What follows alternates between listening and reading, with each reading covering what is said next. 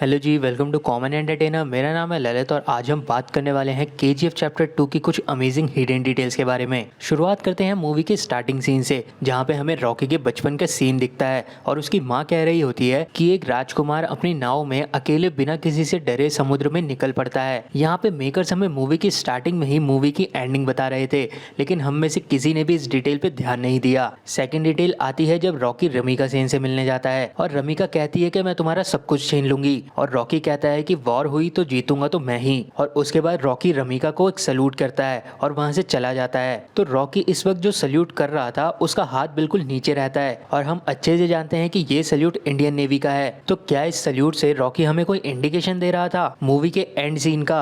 हो भी सकता है या नहीं भी। अगली डिटेल आती है और ये बहुत बड़ी डिटेल है इस मूवी के फ्यूचर को लेकर, कि जब दीपा हेगड़े विजय इंगलगी को कहती है कि गरुड़ा के मरने के बाद केजीएफ में क्या हुआ आगे आप पढ़ेंगे, और वो विजय इंगलगी को केजीएफ चैप्टर 2 की बुक ऑफर करती है। लेकिन अगर आपने ध्यान से देखा होगा कि पूरी मूवी में स्टोरी तो विजय इंगलगी सुना रहे थे, लेकिन वो बुक पूरी मूवी में दीपा के पास ही रखी हुई थी। जिसका मतलब ये है कि भाई हो सकता है कि विजय इंगलगी ने जो हमें स्टोरी सुनाई है उसमें से कुछ डिटेल गलत भी हो, जैसे कि वो पियोन कहता भी है कि आप गलत कह रहे हैं, जो बुक में लिखा है वो बताइए। तो भाई हो सकता है कि मेकर्स इस चीज को लेकर हमें पार्ट 3 में कुछ बताएं कि विजय इंगलगी ने जो चीजें हमें बताई है उनमें से कुछ चीजें कभी हुई नहीं थी, और इससे मेरा मतलब है रॉकी का मरना। फोर्थ डिटेल आती है जब वानरम कहता है कि एक खास चेक पोस्ट है जहां पे ट्रेन हुए 300 लोगों को लगाना होगा। अब इस चीज में डिटेल ये है कि आखिर क्यों वानरम ऐसा कहता है कि पुल की हिफाजत के लिए 300 ट्रेन गार्ड्स को लगाना होगा। क्या उसे पता था कि अधीरा जिंदा है? क्या उसे किसी और खतरे के बारे में पता था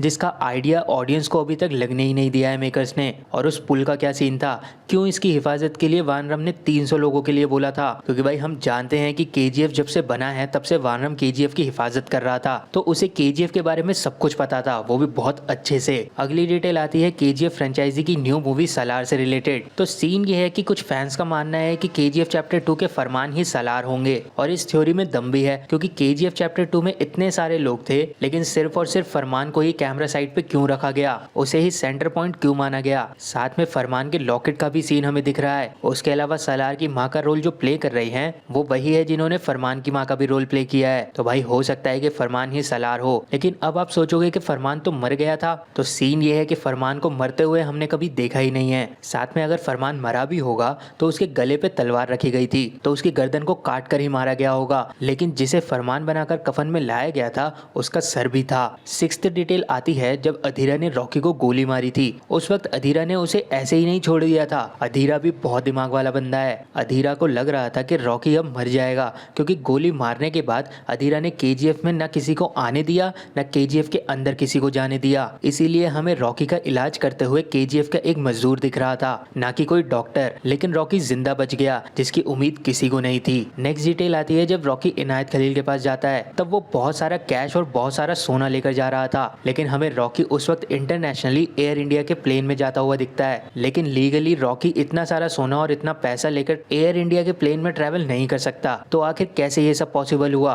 क्या लगता है इसका जवाब हमें पार्ट 3 में मिलेगा या नहीं? एट्थ डिटेल आती है इनायत खलील से रिलेटेड, कि आखिर इनायत खलील कौन था, क्यों उसका इतना बड़ा नाम था, क्यों सब लोग उससे डरते थे। तो जब रॉकी इनायत खलील के मेंशन पे जाता है तब वो कहता है कि आपका सोना पहले अफ्रीका से दुबई आता है और फिर इंडिया, जिसका मतलब ये है कि भाई इनायत खलील के पास भी सोने की माइंस थी जो कि अफ्रीका में होगी, और इसी तरह रॉकी ने भी अपने इंटरनेशनल क्राइम्स करे होंगे। अगली डिटेल आती है उसी मेंशन से जब रॉकी कलाशनिकोव को पहली बार देखता है। अब सीन ये है कि अगर रॉकी ने उस बंदूक को पहली बार देखा होता तो रॉकी उसे लोड नहीं कर पाता, लेकिन रॉकी उसे अच्छे से लोड भी कर देता है और इनायत खलील पे तांग भी देता है। तो कुछ तो झोल है भाई यहाँ पे। नेक्स्ट डिटेल आती है कि पूरी मूवी में विजेंद्र इंगलगी ये कह रहे होते हैं कि शायद ये स्टोरी झूठी हो सकती है, शायद उनके पिताजी ने ये स्टोरी अपने मन से लिखी हो। तो इस चीज की एक्सप्लेनेशन ये है कि मूवी के बीच बीच में हमें उस स्टोरी से रिलेटेड प्रूफ भी दिख रहे थे, जैसे कि कुछ न्यूज आर्टिकल्स और भी डिटेल्स, लेकिन इससे ये क्लियर नहीं होता